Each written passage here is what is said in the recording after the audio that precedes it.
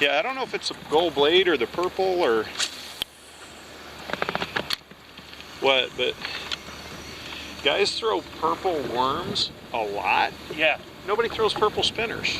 No. A lot of crankbaits, guys run purple now, but nobody throws purple spinners, and God, they work.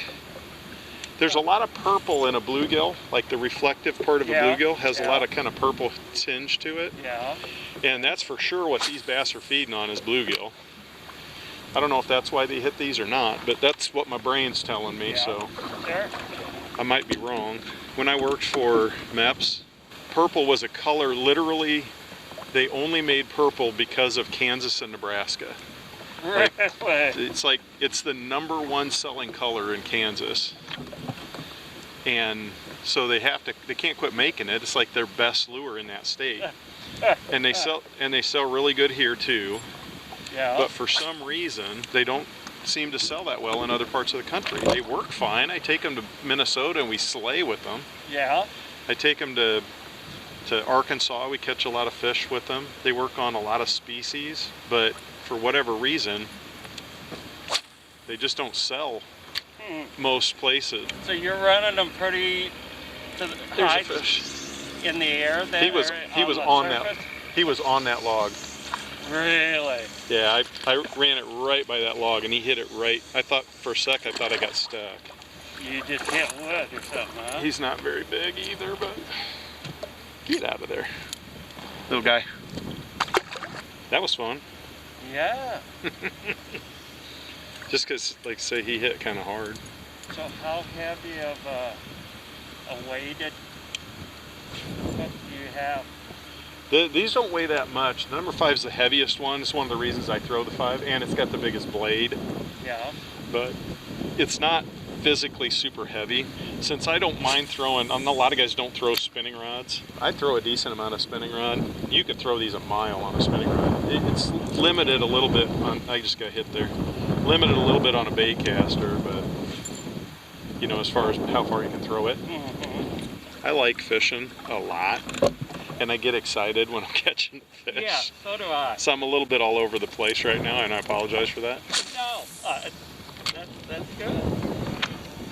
It's funny to think you're 54 years old, you still get excited by something that was a thrill when you were 13, you know? Isn't that true? You know, one hit right there by the boat. Oh, goodness, yeah. Huh? Little guy, he's dark. He's much darker. Yes, he is. Stop. Look at the back of him. He's real dark. Yeah. Come on. He hit it so close that I kind of got them hooks in there pretty good, because there he is. Because there was no... Pliers. I got him. Yeah.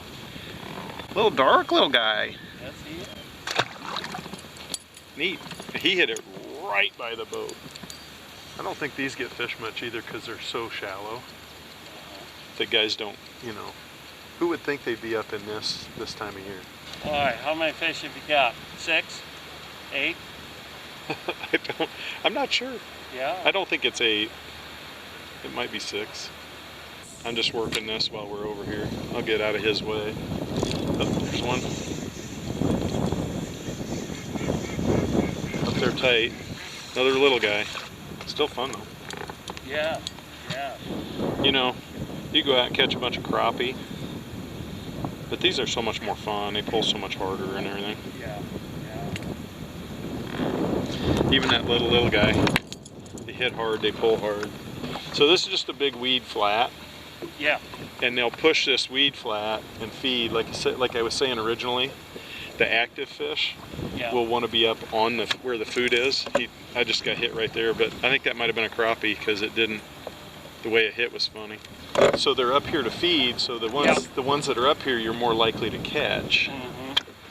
But they may not be the biggest fish. They're just, we're just scanning this area and picking off active biters. The 22.5 or 22, I can't remember, that went 6 even out of here a couple years ago. Pictures up in the store. We caught several 5s. Yeah, there's some nice fish in here. Back up in that creek, but it's all kind of silt it is.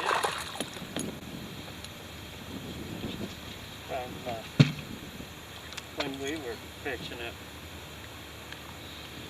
So this doesn't seem to be as good as that corner over there was, does it? Oh.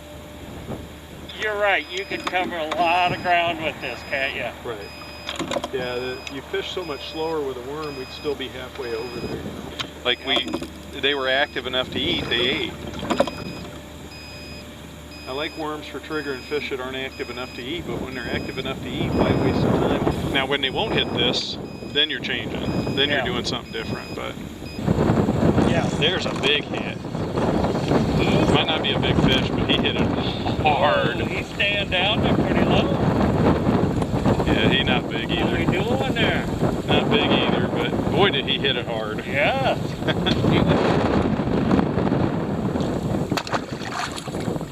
He smoked it. Chilocony, which is a reservoir that they use for the city of Dallas for their water supply. Okay. So it fluctuates. And we did have a guide that got us on some really big stripers. Oh, neat. That's fun. Where's your fish?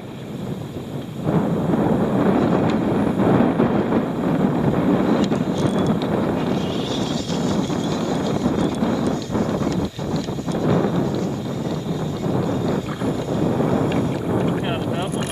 Oh, shoot. Shoot.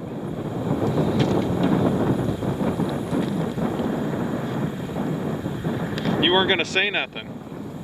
You're just going to surprise me and bring a fish up. So this little weeded flat out here, kind of away from the bank, has been 2 in a row there you got hit. Yeah. I might just give this a half a second. I had slowed that last fish a bit right there. I had slowed reeling just slightly and probably got a little bit deeper. The main lake isn't as clear. Not that obviously it doesn't hurt. We caught more fish out there than here, but both places they can see your bait. But I do really like fishing when it's clear like this. Yeah. To me, that's a healthy lake. There's a nice strike.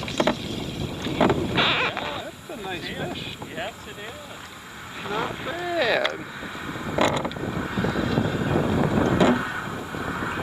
Not a big one, but... Well, put them on a scale and let's see what we got here. Not as big as I thought. He's skinny too.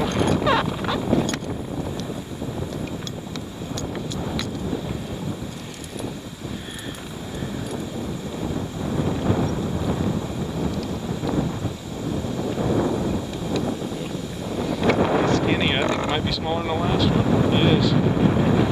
Just because he's thin. Yeah. Yeah. Very thin.